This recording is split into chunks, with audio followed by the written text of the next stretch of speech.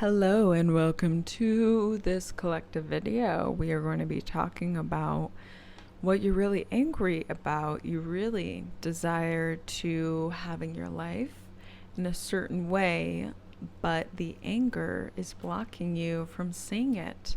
So we're going to open up and have a nice discussion about you.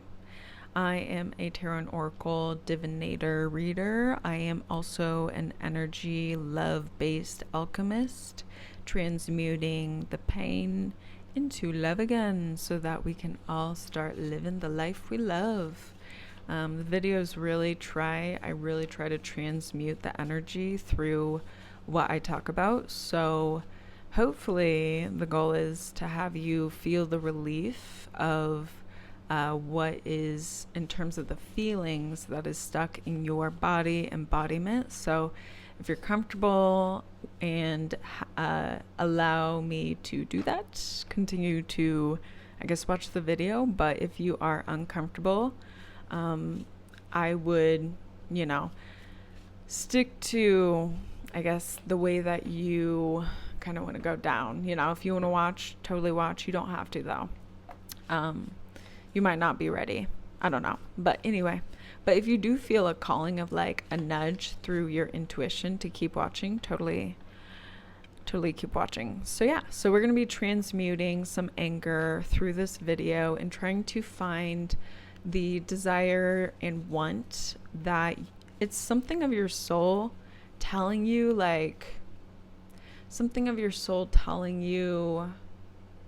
about your passionate side that you are not tapped in or tuned into right now, because you're kind of like sleepwalking, if you will, like you're doing your day-to-day stuff, but in this part of your life you're really feeling the depletion of passion, and that's okay. First and foremost, the best way to change your life is to accept where you're at in the now. So literally RN and OW. And when you get to the now of wherever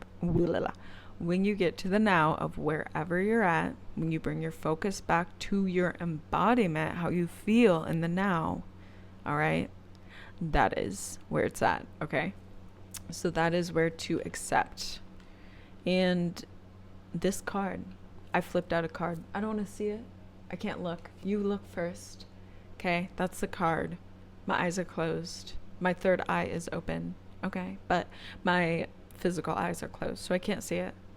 But what I'm getting is that this is going to tap in and tune into transmuting that energy so that you can feel the passion once again, because it is beliefs, opinions, and morals that you can change, release, that is blocking you from seeing a different way of handling your anger, allowing you to revive the passionate side of you by handling the anger will also show you the miracles that you are a walking one, okay?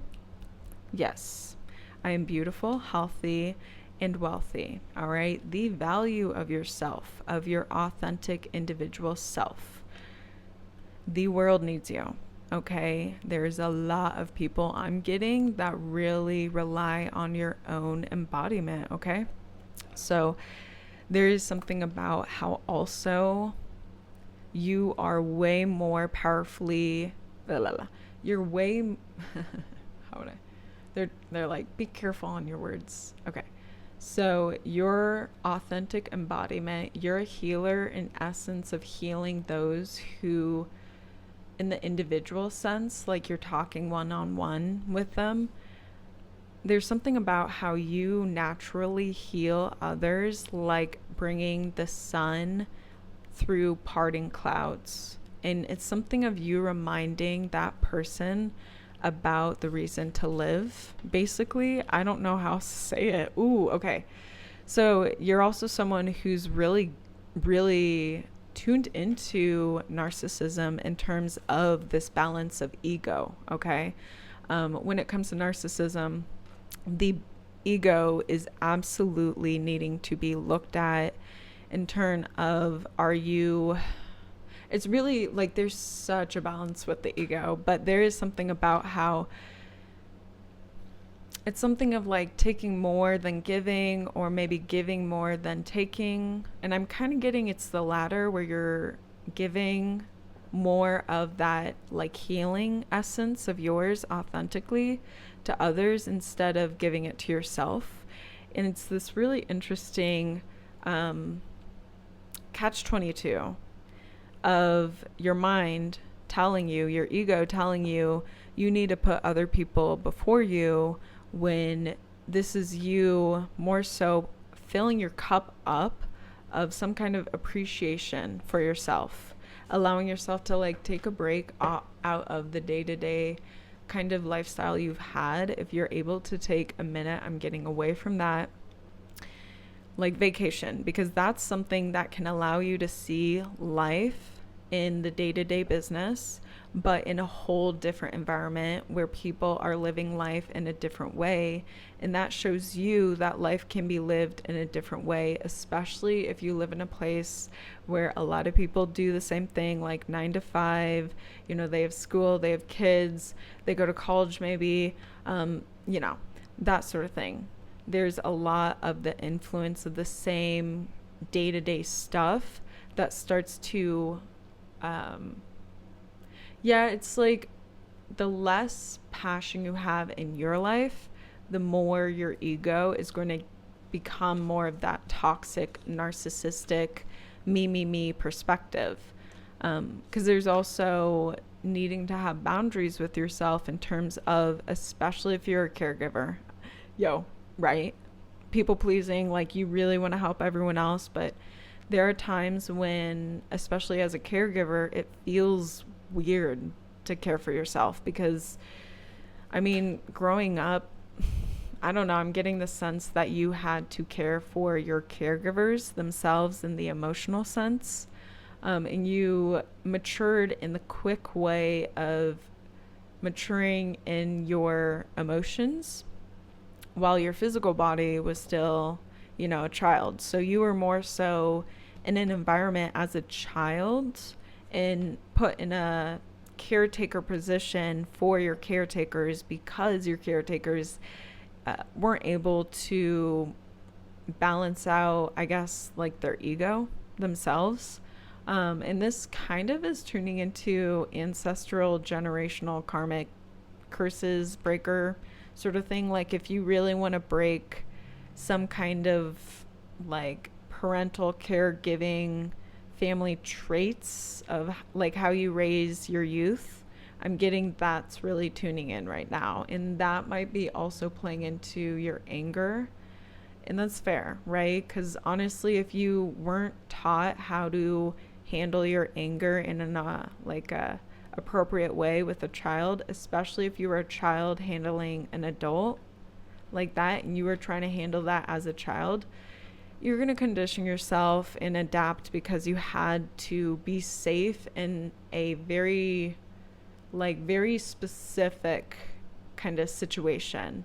And it's interesting because it really looks like it kind of tagged onto you, or it tied onto you, where it's like the fear is what's right now. There's some kind of fear-based, fear-mongering beliefs telling you like how to handle your anger. And there's something about having some kind of discipline of controlling or like taking over the tone of perspective that this fear is trying to kind of like implement into your perspective, if you will, in the present moment. Yeah. The universe always helps me out, right? So you handling your anger differently, especially if you are a caregiver, it's what the world needs. Like a way to handle the anger differently.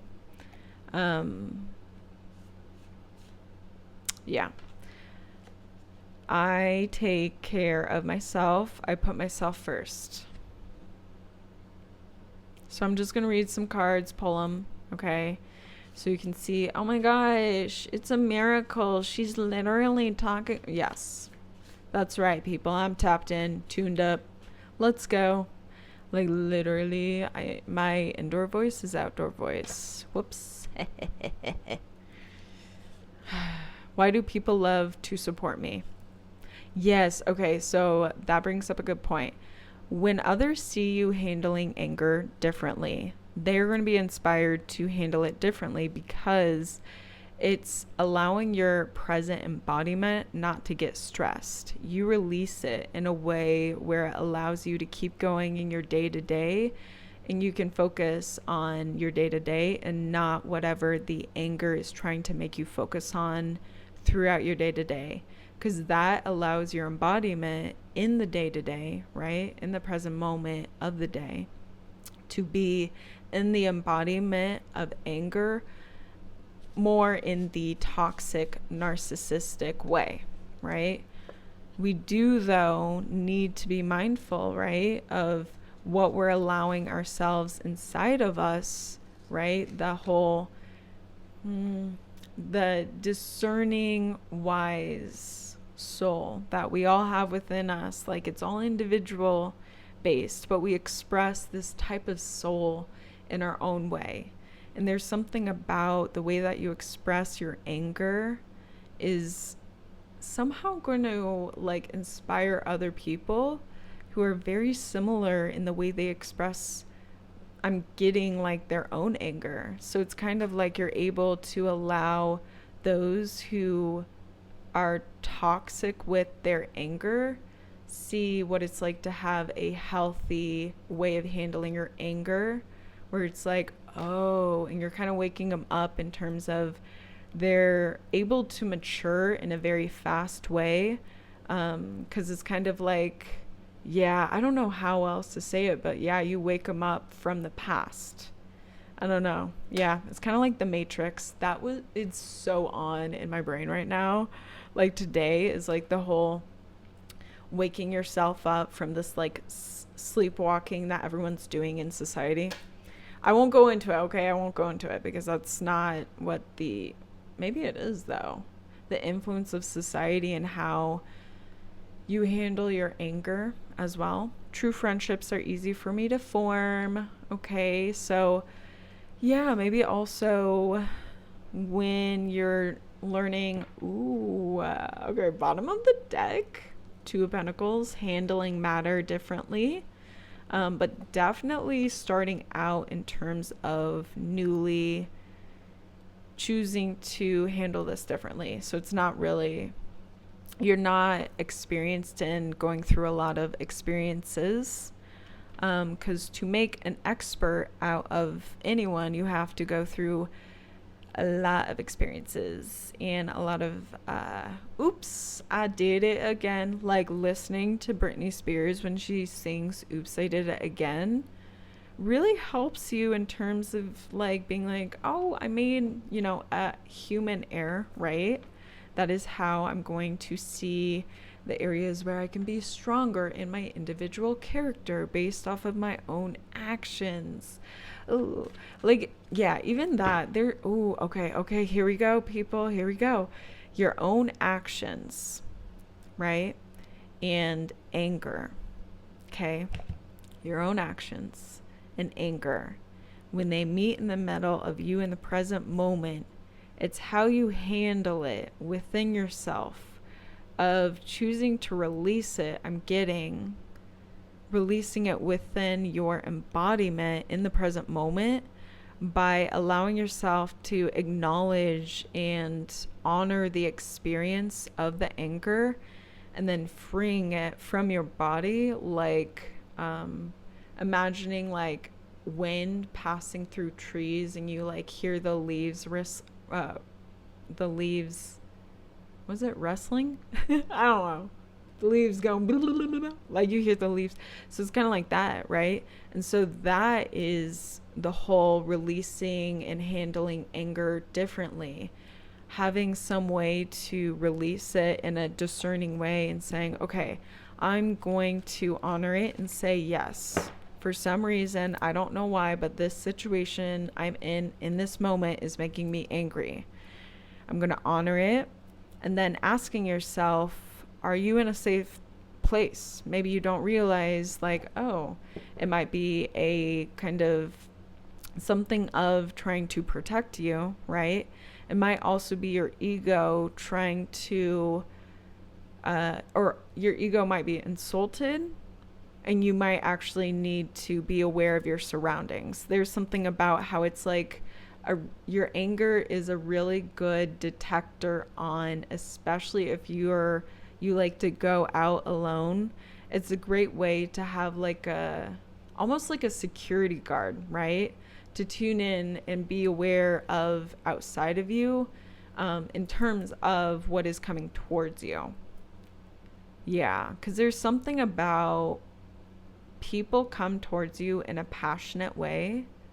And with the people pleasing, caretaking conditioning you had in your childhood, there was some crossed wires of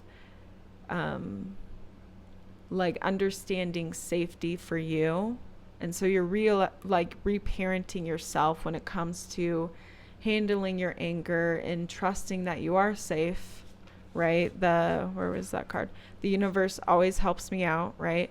So maybe you do feel that kind of unsafetyness, right? And you're like ready to fight, but I'm getting that this, like when you feel the need to fight is when to either release the anger by acknowledging it and you're like, okay, I am safe, I don't need to fight, or needing to like pray for your protection, separate from the situation, because it's something of you handling anger in terms of using anger in the silly matter that you receive with other people, and then using anger in the serious matter when it comes to other people.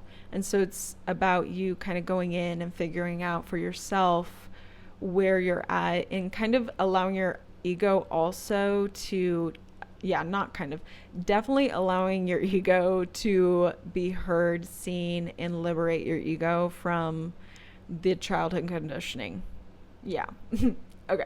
So that is going to be the episode of today's alchemy video. I hope that this really helped transmute some anger into passion, helping you understand how it is that you can really learn to like release the feelings that you are still embodying that might be putting you in some past situations, and it's like the past is the future, and oops, it's all in the present that we're like all tied. So time to untie the past and the future selves. Like, yeah, honestly though, okay, I'll leave it at this. Here's a really fun thing that I love to do with my imagination when I'm like, ooh, how can I imagine to release? I like to imagine my past self on my left shoulder, and then my future self on my right shoulder, and then my present self right here. Like, here I am. So I imagine my past self is literally untying me from all the emotional ties, and then my future self is also untying me. And these ties are tied to my past and my future self. So thus, I'm cleared of my past and my present, allowing me to be fully like aware and embodying myself in the present moment. And so, like, if you can do this, let me know how you feel, because it, for me, feels really relieving of a lot of stress. I'm like, ooh, okay. And I think a lot less because, whoo, boy, anyone else overthink and can't stop talking?